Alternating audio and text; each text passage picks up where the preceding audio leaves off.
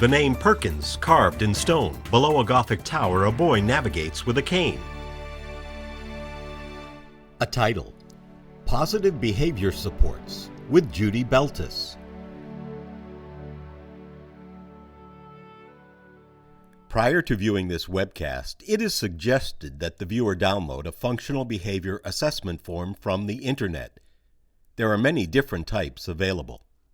Well, I'd like to talk about positive behavior supports, which is, I think of it as the culmination of 40 or 50 years of study, research, and empirical data to show us better ways to teach children and adults how to learn and how to gain new skills and knowledge.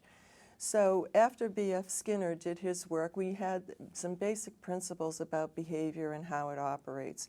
We knew that consequences controlled behaviors, that if a behavior was to occur again or not occur again really depended on the consequences that followed it, whether it was a reward or punishment. And parents and teachers have known this, I think, for a long time and have used some series of rewards and punishments to get children to behave and to learn their lessons. But it wasn't necessarily done in a systematic way. So with the advent of applied behavior analysis, we started to do it in a more systematic way. And in the 60s and 70s, most of the time, this happened in small controlled settings, focusing on just one behavior, often a behavior that was undesirable. We were trying to get rid of it, and people were using punishment to get rid of that bad behavior. In a video clip, we see several adults attempting to conduct a vision evaluation with a young boy who is visually impaired and multiply disabled. The boy holds a plastic spoon in one hand and repeatedly hits his other hand with it. The boy is not being punished for this behavior. It is, however, an example of a behavior that his teachers, parents, and other caretakers might want to eliminate. In the popular culture and then in the scientific literature, this system became known as behavior modification. There were some problems with using punishment, and people started to raise ethical questions about it. And the fact that we were focusing only on the consequences and not on what happens before the behavior was starting to raise questions as well. Fade to black. The case for reward versus punishment. So that's exactly the question that came up. Aside from the ethical challenges of punishing children, we found out that through lots of research that reinforcement actually is much more effective in teaching new skills. And so in the 80s and 90s, the whole debate about whether to use aversives, as punishment is called, or non-aversives was going on within the field of behavior analysis. I was lucky enough to hear B.F. Skinner talk at a national convention in Boston. It was for parents and advocates and professionals, and he very clearly said that punishment was not an educational tool. So as more and more behavior analysis, behavior modification, which now has sort of merged into being called behavior management, we started to get away from using punishment so much. There's a number of problems with punishment. The biggest one is that the child or the person who's getting punished is going to try to escape or avoid that situation, or they might try to avoid the person that's providing the punishment. In a black and white photograph, we see a teenage girl who is huddled on the floor in the corner of a classroom. She hides her face with her right hand and pulls at her hair with her left. It also prompts them to lie about their own behavior, and so that doesn't make for a good relationship between the adult caretaker or educator and the child or the person whose behavior we hope to change. And again, there are ethical considerations. So effective punishment will work really quickly and stop a behavior, but as soon as the threat of punishment is lifted, that behavior will reemerge because the student hasn't learned any new skills. Fade to black. recognizing behavior triggers. So in the 80s and 90s, there was that shift from, there was the discussion and the debate about using aversives or not using aversive behaviors, and there was also a start to look at the function of behaviors. Why are these things occurring? So whereas in the past, we knew that behaviors were controlled by their consequences, we didn't pay much attention originally to what happened just before those behaviors occurred. Those are called the antecedents. So we started to look at those more often to see if we could redirect the behavior before it happened, to prevent it from happening by manipulating the antecedents. And so today there's much more work being done on the front end of the behavior to be able to anticipate what triggers the behavior and then set up other signals to the child or the adult to do other kinds of behaviors and to substitute more appropriate behaviors. In a photograph, we see a young girl who is visually impaired and multiply disabled, standing with her teacher at a table. The girl is plunging her hands into a shallow plastic pan filled with warm, soapy water. Her teachers have noticed that the girl enjoys this, and now use the activity to calm her down when she begins to get agitated. So we also started to think about the biological influences on people's behavior. We know now that children with certain kinds of disabilities tend to have behaviors that are challenging to adults and interfere with their learning.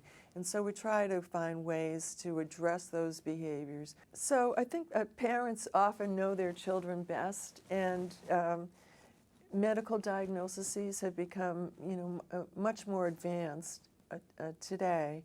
So we're able to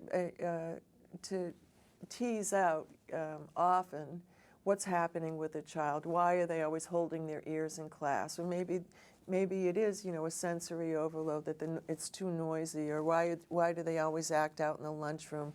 It may be too chaotic and too noisy for them. So as positive reinforcement was recognized more and more as a teaching tool to build new skills, we also realized that we needed to work with the antecedents to set the child up to be more successful.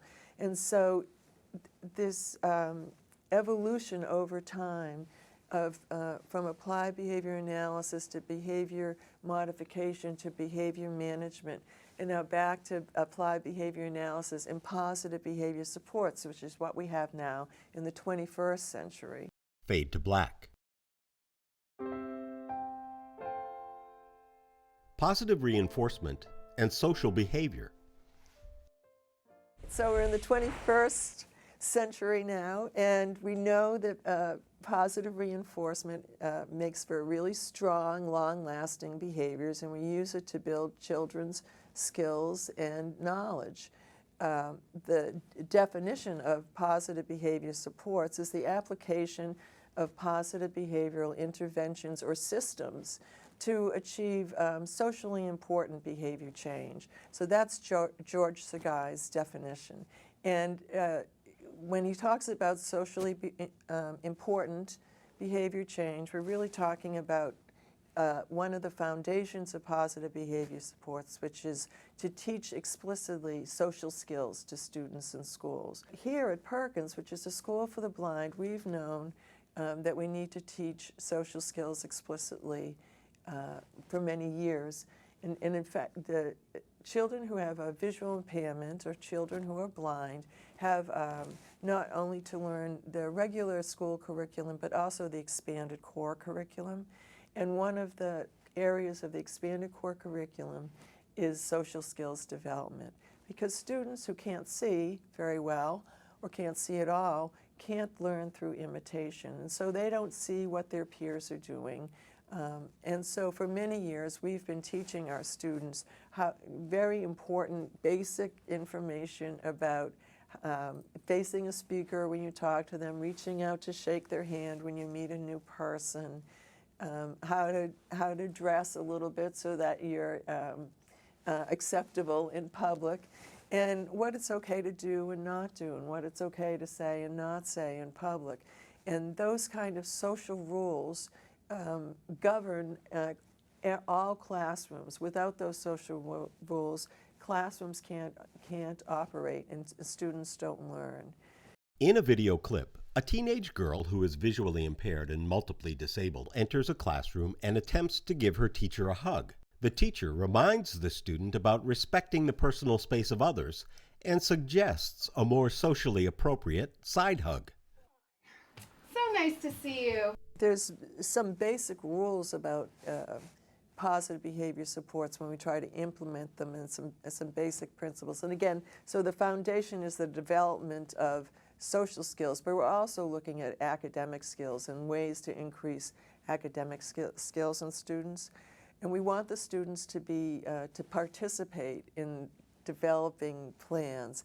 It's not adults coming in and saying this is the way it's going to be, but it's the students interacting with the adults and saying, this is what I want to learn, or this is what motivates me. It's really important to have motivators for students that are going to work, and for them to participate in planning for their own maturation, if you will, or their own behavior change.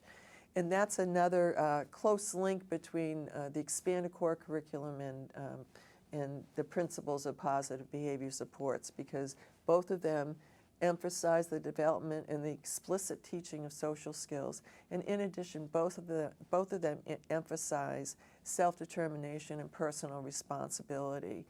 Fade to black. Identifying effective reinforcing strategies. Well, I try to make it a collaborative process between the student and I whenever possible. Sometimes they don't know what will motivate them, and of course it's an empirical question. Once you try something out, the behaviors you're looking to increase will either increase or they won't, and if they don't increase, then the thing that you've labeled as a reward or a reinforcement is not really a reinforcer because the behaviors aren't increasing. So all these procedures are data-driven, and we look back on the research and to use best practices, to use interventions that we know have worked before in the past with similar students with similar problems.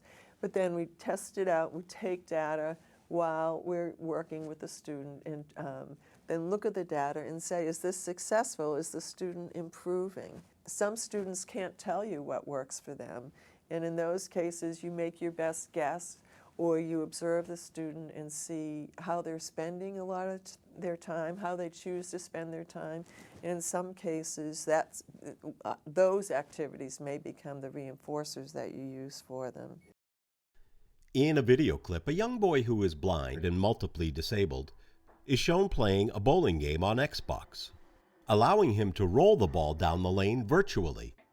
The boy's teachers use time on the Xbox as a reward and reinforcer for positive behavior. Yeah. I've had a few students who have problems letting go of their technology. So the explosion of technology and technological devices to communicate with others is a real boon for students with visual impairments. There's all kinds of Braille note takers and audio programming so that kids can talk into their iPhones and get YouTube videos and YouTube music. But some students really have a problem then letting go of that. They want to do that all day. And so these are essential tools for them to manage as students, but they can't let go. So they might be skipping classes because they're stuck, literally stuck, on their Braille note taker. So we might develop a plan to limit their access to the Braille note taker, give them access for just a certain period, a certain amount of time per day, and reinforce them through the day for doing the other things that we need them to do, like go to classes, participate in classes, do their homework, be polite to others. And I've had several students who have been, we award them iPoints since they're so into their iTunes and their iPhones. we award them I-points, and they can collect those I-points, and then that gets translated to cash that they can use to spend in their iTunes account. Fade to black. Setting goals and measuring progress. Well, I think that we want students to be successful, and kids often know if you set a bar too low and it's easy for them to jump over it, they don't feel challenged. And most children have a innate experience of success when they know that they've put out some effort. So we don't want to be always reinforcing behaviors that are very easy for kids to do. We always want to sort of push them to what they can achieve, both academically and in terms of behavioral control. And sometimes we might overshoot it, and then we have to back up a little bit. Many kids have trouble regulating their behavior, and so they'll have a period of time when things are going well, but then another period of time when they'll sort of backslide, or go down in what their behavior expectations are. They're not meeting them, and so then in those cases we'd back up a little bit. So we always want to be working right at the edge of the student's success, ability for success, and just pushing them a little bit beyond, because we don't know how far they're going to be able to go. In many cases, they'll surprise us if we just keep setting the bar just a little bit higher. Anxiety also is a big problem for many students that we're finding, students who have special needs, and so we try to help them to relax and find ways to use relaxation strategies so they can feel more calm and more in control of their own behavior, so they don't have to act out in the classroom, where they don't aggress at another student or at a teacher. They don't have to leave the room because they can't handle the stress of being in the classroom. In a photograph, we see an area of a classroom that has been set aside as what the teacher refers to as a peace place. In a small rocking chair sits a teddy bear. There is a basket of colorfully illustrated books about feelings and behavior. On the floor, there are two smiley-faced circular rugs where students are encouraged to sit and talk about conflicts rather than engage in aggressive behavior. Just like anybody else, kids will learn what behaviors are expected in one classroom and what behaviors are expected in another classroom, and sometimes what they can get away with. So we really try to have a team approach where everybody's collaborating and everybody's following the same basic rules. I think it's important to not have a really long, complicated program, because teachers don't have time to do those for lots of kids, but some real basic rules about what to do when a student is doing well, what behaviors we want them to be reinforced for across the board, and what behaviors we might not want to see reinforced. Sometimes teachers' attention is reinforcing the wrong behavior, and we encourage people to not always attend to those misbehaviors or undesired behaviors, but to really focus on the behaviors that are going to help the child to be successful. Additional resources can be found on the following websites: ideapartnership.org, pbis.org, and parentcenterhub.org. Fade to black.